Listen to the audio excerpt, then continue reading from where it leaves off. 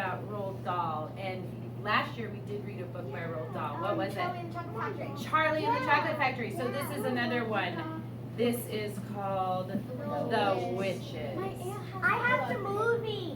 Well, this is they did. So are you ready to listen? Okay, I'm going to read you just a little snippet, just to give you a taste of this amazing story. Are you ready? Yeah. Okay. In fairy tales, witches always wear silly black hats and black cloaks, and they ride on broomsticks. But this is not a fairy tale. This is about real witches. The most important thing you should know about real witches is this, and listen very carefully. Never forget what is coming next. Witches dress in ordinary clothes and look very much like ordinary women. They live in ordinary houses and they work in ordinary jobs. This is why they're so hard to catch. A real witch hates children. With a red hot sizzling hatred. This is more sizzling and red hot than any hatred you could possibly imagine. The witch will say to herself, "Which child," she says, all day long. Exactly, which child shall I choose for my next squelching? A real witch gets the same pleasure from squelching a child as you get from eating a plateful of strawberries and thick cream. And there's a motto of all the witches. It is, squish them and squiggle them and make them disappear. That's every witch's motto. I'm not going to read the whole thing, but I'm going to pick and choose here. Okay, so, for all you know, a witch might be living next door to you. Or she might be the woman with the bright eyes who sat opposite on the bus this morning. She might be the lady with the dazzling smile who offered you a sweet from a white paper bag in the street before lunch. She might even, and this will make you jump, she might even be your lovely school teacher who is reading these words to you at this very minute. Look carefully at the teacher. Oh my gosh. Perhaps she is smiling at the absurdity of such a suggestion. Don't let that put you off. It could be part of her cleverness. I am not, of course, telling you for 1 second that your teacher actually is a witch. All I am saying is that she might be. You're a witch. Wait, So, do you know where you can get this book? Library. Where? Library. You can get it right here in our library. Do you know how many, there are several copies of this book? Yes. And this book has a grandmama.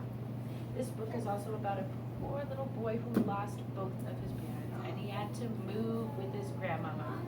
And his grandmama teaches him all about witches. And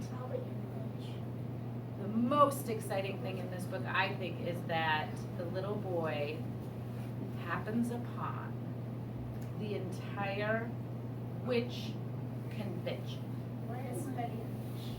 Does that mean he goes in the place? Oh, you're gonna have to read to find out. Okay. What do you think? Maybe. Yeah? I have the movie. You have the movie, so you can't say anything. You should read the book, though, because the She book is a already little different told than the us movie. apart. What would you like to know? I actually know someone who does not like children at all. Well, maybe she The has only square kid. toes. The only kid he likes me, seriously. You'll have to read the book to find out. Okay, and I'm gonna take questions after. We can cut this one and then. Okay, cool.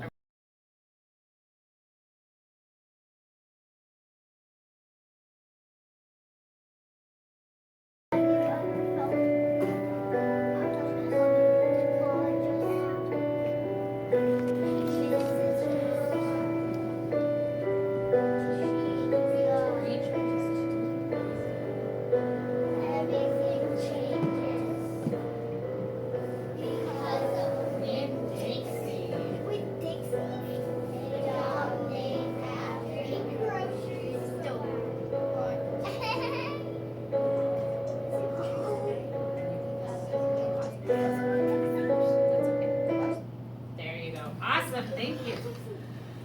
Okay, our next book is Because of Winn-Dixie by Kate DeCamelo. And I will tell you, some of you might have the movie of this as well, but this is one of my very favorite books.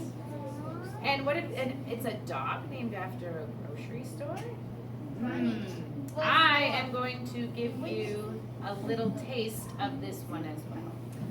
My name is India Opal Baloney. And last summer, my daddy, the preacher, sent me to the store for a box of macaroni and cheese, some white rice, and 2 tomatoes, and I came back with a dog. That is what happened. I walked into the produce section of the Winn-Dixie grocery store to pick out my 2 tomatoes, and I almost bumped right into the store manager. He was standing there all red-faced, screaming and waving his arms around. "Who let a dog in here?" He kept on shouting. "Who let a dirty dog in here?" At first, I didn't see a dog. There was just a lot of vegetables rolling around on the floor, tomatoes and onions and green peppers, and there was what seemed like a whole army of Winn-Dixie employees running around, waving their arms just the same way the store manager was waving his. And then the dog came running around the corner. He was a big dog and ugly.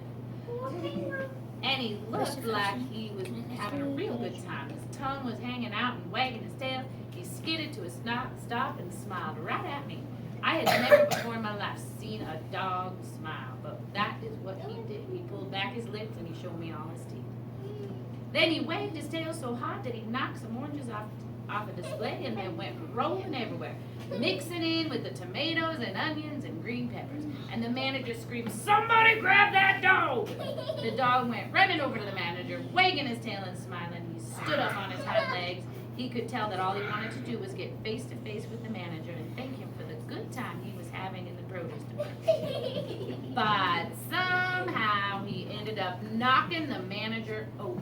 And the manager must have been having a bad day because lying there on the floor right in front of everybody, he started to cry. The dog leaned over him, real concerned, and licked his face. "Please," said the manager, "somebody call the pound." "Wait a minute," I hollered, "that's my dog, don't call the pound." All the Winn-Dixie employees turned around and looked at me, and I knew I had done something big, and maybe stupid too. But I couldn't help it, I couldn't let that dog go to the pound. "Here, boy," I said. The dog stopped licking the manager's face and put his ears up in the air and looked at me like he was trying to remember where he knew me from. "Here, boy," I said again. And then I figured that dog was probably just like everybody else in the world. That he would want to get called by a name. Only I didn't know what his name was. So I just said the first thing that came into my head. I said, "Here, Winn-Dixie." Do you like that story? Yeah. Okay, so hold on. I'm gonna tell you something about this book. Okay, so India Opal goes by Opal in the story, and her daddy's a preacher, and he spends so much time preaching. She feels like he doesn't spend enough time with her, and that's why he calls her the preacher, like you saw up on the board. So she doesn't have any friends, and in the very first part of the book, you see that she meets Winn-Dixie, the dog that she names on her own. I wonder how her daddy was going to feel about her bringing a dog home from the grocery store. I wonder if he's going to let her keep it or not. Well, Opal starts to realize through a few good people, a librarian, a friend from the pet store, and Winn-Dixie, that things aren't going to be so very bad in her new town. So, do you know where you can find this book? Library. Right in your library. So if you like it and you're excited about it, and it is a funny book all the way through, you need to check out Winn-Dixie. Okay? Is there a lot of copies of that book too? There is a lot of copies. I think there was like 3 of these. Good question. All right. Okay, thanks.